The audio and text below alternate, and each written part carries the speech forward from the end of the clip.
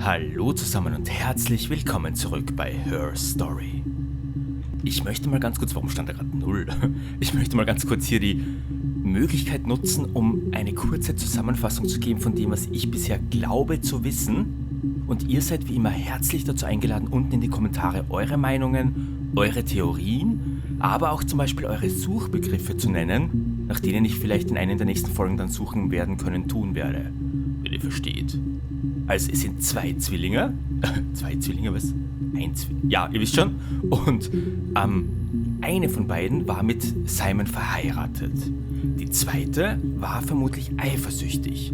Das würde auch erklären, warum sie unbedingt auch ein Baby haben wollte, weil die eine war ja schwanger von Simon und die andere hat dann unter anderem mit fremden Männern geschlafen, um auch schwanger zu werden. Und ich vermute ja schon, dass eine von beiden die Täterin ist, aber wer von beiden, das wissen wir, glaube ich, noch nicht. Ja, dann gibt es dann auch diese Eve-Geschichte, das heißt, die eine, die Hannah ist gleichzeitig Eve. Hä?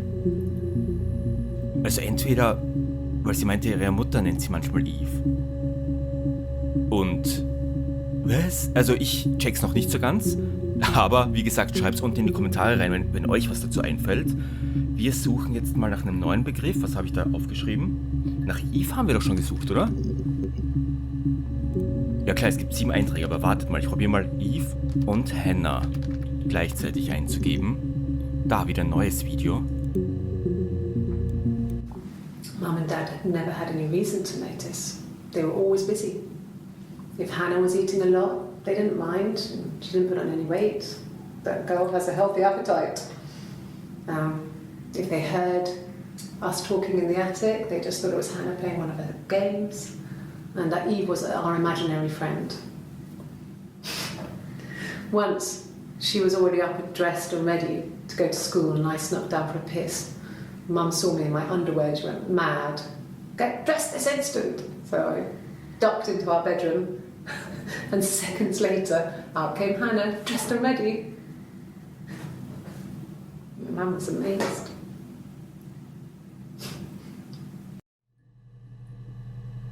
Okay.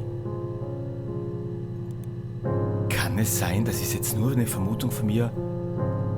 Soll ich sagen, was ist, wenn das wirklich die Auflösung ist? Kann es sein, dass es Drillinge waren? Und keiner wusste was davon, außer sie? Was schreibe ich denn dazu? Haben Mom verarscht. So. Wenn es so sein sollte, dann hey, cool. Wenn es nicht so sein sollte, dann auch cool. Immerhin, wir haben eine neue Theorie entwickelt. Eve, Mom probiere ich mal. Da gibt's nix. Was ist, wenn ich nur Mom eingebe? Okay, 3 neue Videos. Yeah, when I was at school. I worked part-time in the front shop. It was sort of an extended family thing. My dad used to work there, my mum worked there before I was born. I took care of paperwork, filing, typing out invoices, that kind of thing. It was a good job for a girl back then. I didn't work a till or anything though, I was quite shy, so I wouldn't have liked to have worked a till.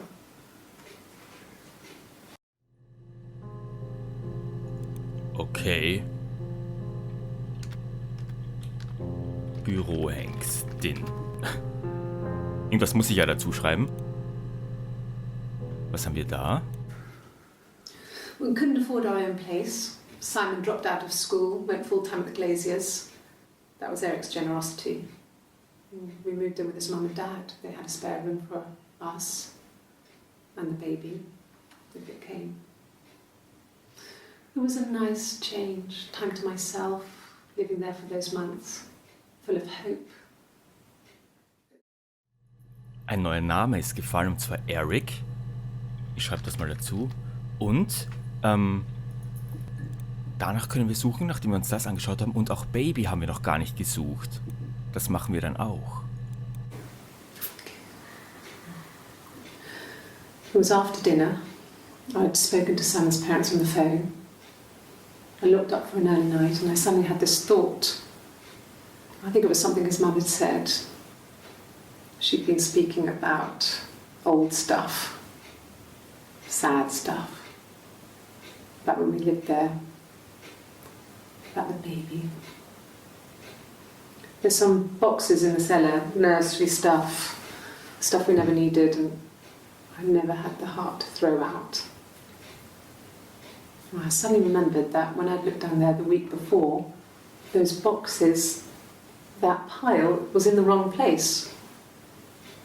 I went cold all over. I went down there with a torch and went straight to the back, and that's when I saw the bin bags. Pulled them open, saw the body. I screamed and that's when I called the police. Da hat sie die Leiche gefunden, oder was? Und die war irgendwo drin, eingesperrt oder eingeschlossen? Moment, sie sagte was von Bin Bag. Nicht hier, egal. Bin Bag. Da gibt's immer nur das. Was ist, wenn ich nach Corpse, also Körper suche? Schreibt man das mit E zum Schluss oder ohne E? Moment. Da gibt's gar nichts. Dann suchen wir jetzt mal nach Eric. Wieder einige, 14 insgesamt. Wer ist Eric? He was wearing a shirt. It's a blue turtleneck shirt and jeans. He has a watch. It's a really nice one. That was a gift from his boss, Eric. He had his coat, a long grey duffel coat, like Paddington Bear. He would have taken that with him. It's not in the house. Okay, Eric war der Chef von Simon. Eric ist Chef von Simon. Was haben wir hier? Ist das wahrscheinlich vom gleichen Datum, oder? 18.06. 18.06. Wann war der Mord? Ich dachte, das früheste war jetzt der 26.06. Okay. Yes, there's a car that we share, a Cavalier, and a van he uses for work. It's owned by Eric, but we look after it. Both of them are there now, parked on the street. I'm not sure about the keys for the van. I can look for you when I get back.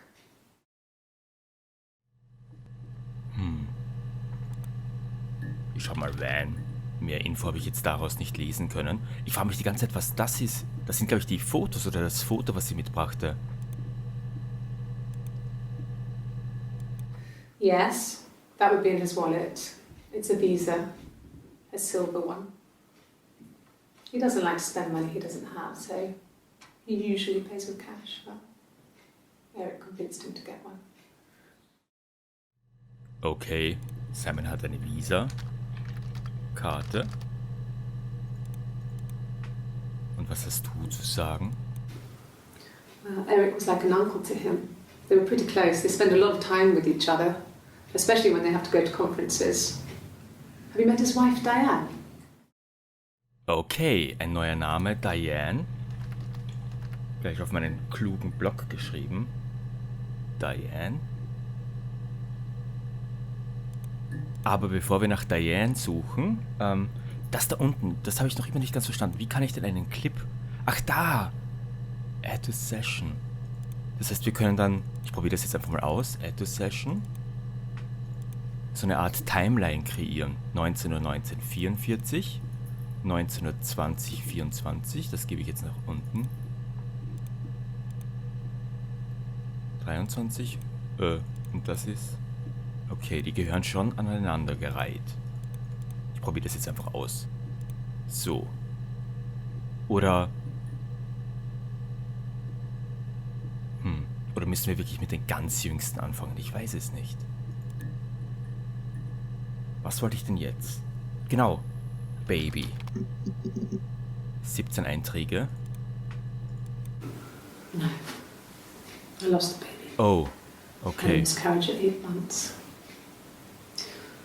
We carried on living at Simon's parents until, well, it was only a few months after. Okay, sie hat das Baby also verloren. Baby verloren. Yes. It was a shock to him. I mean, we never thought it was possible. I don't know what he... I mean, I hadn't decided whether to keep the baby. I wasn't really ready to talk to him about it. Da schreibe ich jetzt nichts dazu, weil da fällt mir gerade nichts ein. Baby lost. Da ist ein neuer Clip. 1984 was an awful year in the end. We were living at Doug and Eleanor's. I lost the baby at the end of spring and my parents died in the summer. It was a hot summer, a heat wave. So when they discovered the bodies, it was just awful. Because of the circumstances, them dying together like that, they brought in a lot of police. The forensic entomologist. I had to look that up. It was because of the heat. It was just awful.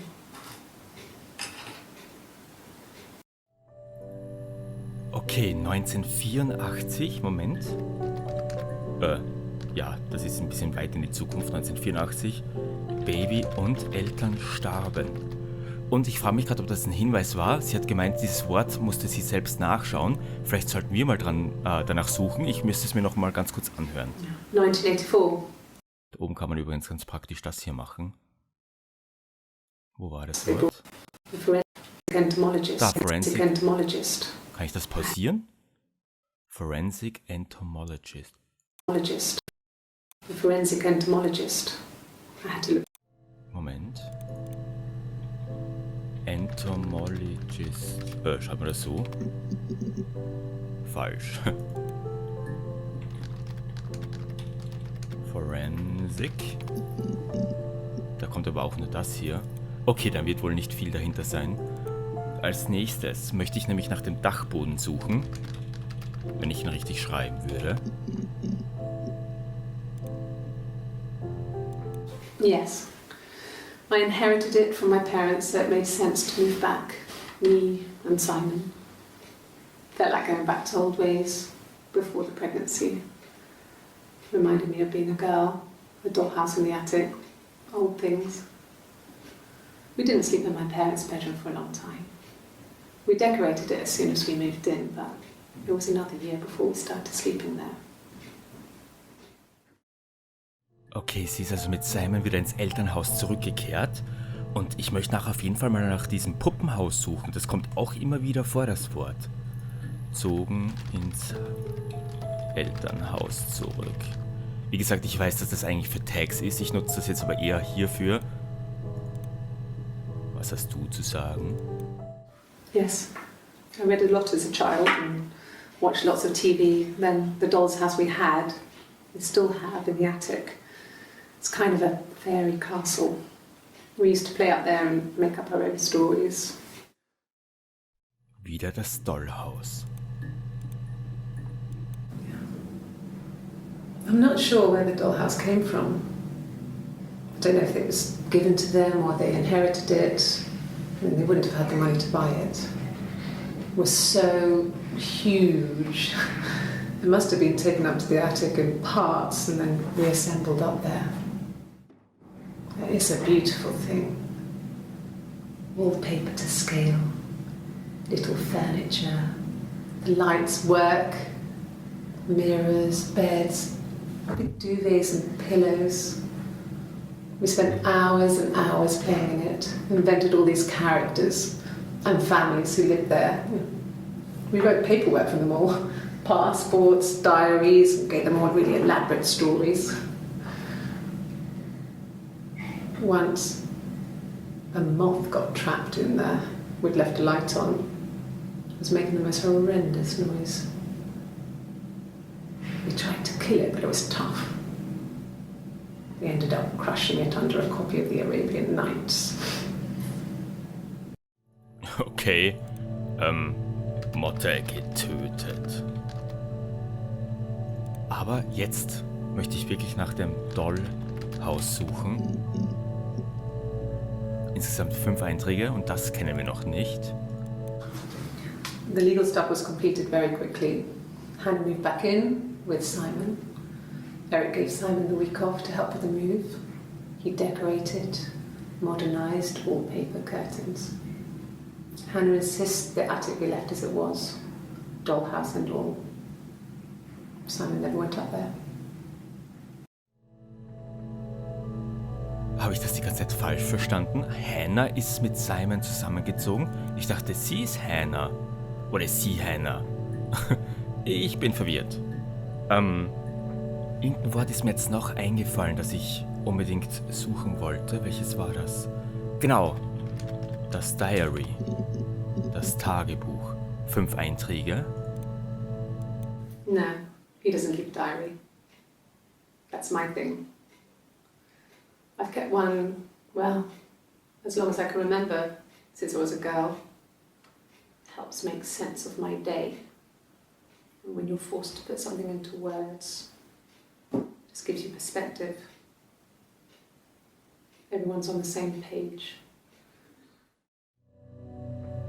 Alles klar. Und der Clip gehört auf jeden Fall da unten dazu. Moment. Das ist 18.06.1925. 1919. 20. Der gehört bestimmt da hinten ran. So. Kann sein, dass ich jetzt ein paar schon übersehen habe, aber egal. Der nächste Clip. Florence was a warm, kind person. But she was broken, I guess. When I found her diary, I also found a biscuit tin with other stuff in it. Older papers, letters, that kind of thing. Her story wasn't there. I never really spoke to her about it. I was far too young to really understand, I guess. I just put it together later, once I was older. She had loved children, planned to have a large family, but her husband died in the war. And that was back when you married for life. She never felt like she could marry again. Isn't that strange? She was a widow from her 20s. But, I mean, I guess it was different then. You know, you married for life and she felt she could never marry again. I guess it was harder, a war widow. One of the dead. I don't know, maybe there was more to it than that. I don't really know. Okay, und wieder ein neuer Name aufgetaucht, Florence. Florence oder Florence, keine Ahnung, wie man es ausspricht. Und die war sehr jung eine Witwe aufgrund des Krieges. War das dann irgendwie ihre Oma oder? Keine Ahnung. Nächster Clip. When I was 8, Mother died. She slipped down the stairs. It was an accident. I had read a diary at that point and I knew she wasn't my real mother. So I burned the diary that day and I left. Walked out and across the street. Okay, ihre Mom starb im Alter von 8, also nicht die Mama, sondern sie war 8, als sie die Treppe runterfiel. Warum starben ihre Zieheltern, also ihre Ziehmutter, so jung und von der anderen die tatsächlichen Eltern auch so jetzt jung unter Anführungszeichen?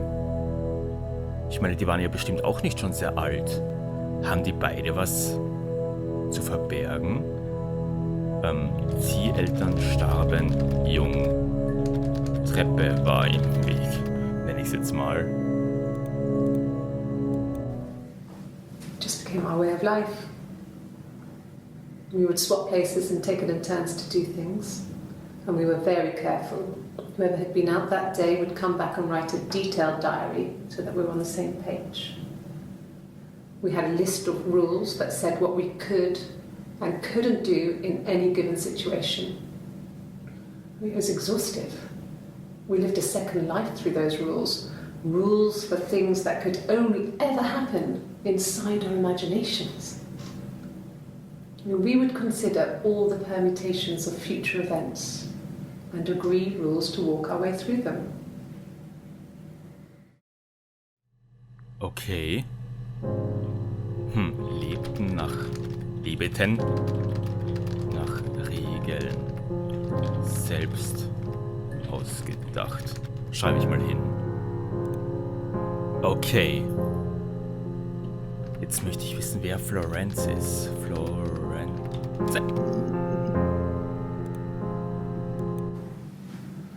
Florence took me home with her. Mother hadn't been expecting twins and had a healthy baby. I guess she was just happy for Florence to clean up. Take away the evidence that this was anything but a happy occasion. War Florence jetzt die Ziehmutter von der anderen? Oder die Hebamme? Ich schreibe mal, Florence war bei Geburt anwesend. Florence raised me in her home. I never left it. She kept me out of sight. It wasn't odd for people to see a midwife with a baby, carrying in supplies, washing nappies, that sort of thing. I never knew any different.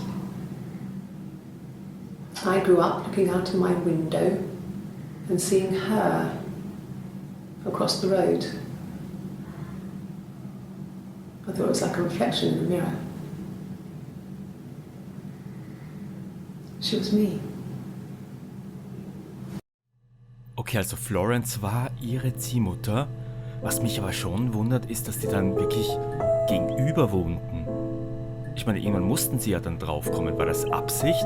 Und wenn ja, von wem? Von Florence oder von der Mom von der anderen? Florence war die Ziehmutter, lebten gegenüberliegend. No, it was just me and her. Eve was the name they were going to call their first child. They talked about it and were going to try when he came back. Florence's family had a history of firstborn girls, so they were convinced it was going to be a girl. It's hard to know if this is all true. These are stories I remember, that I read when I was a child. Maybe I misread, maybe I misunderstood. Sometimes it's hard to remember what happened last week. Das stimmt. Ich weiß nicht mal mehr, was ich gestern gemacht habe. Was schreibe ich da jetzt dazu? Also, damit ich es richtig verstanden habe, Eve war der Name, den sie ursprünglich ihrem erstgeborenen Kind geben wollten oder gegeben haben, weil sie wussten, dass es ein Mädchen wird. Eve, Name der Erstgeborenen. Okay, bevor wir wieder nach Videos suchen, nein, möchte ich mich nochmal hier umsehen, ob wir hier noch irgendwas übersehen haben. Ich frage mich sowieso, wofür ist das Ding hier zum Beispiel da? Warum gibt es diese Uhr? Hat die eine Bedeutung? Ich habe keinen Plan. Ich kann hier nichts machen. Das ist Exit. Das will ich nicht. Das kennen wir alles schon. Das ist jetzt leer. Das sagt mir immer noch nichts. Ich kann hier anscheinend wirklich nichts machen. Okay. Was suchen wir denn als nächstes? Ich würde sagen, ich überlege mir das bis zur nächsten Folge, liebe Freunde. Ihr seid herzlich eingeladen, eure Meinungen, Interpretationen und Ideen unten in die Kommentare reinzuschreiben. Freue mich über jeden Eintrag und werde diese dann auch in einer der nächsten Folgen mit einfließen lassen. Aber so richtig. Bis dahin, mein Name ist Tako. Danke fürs Zusehen. Macht's gut.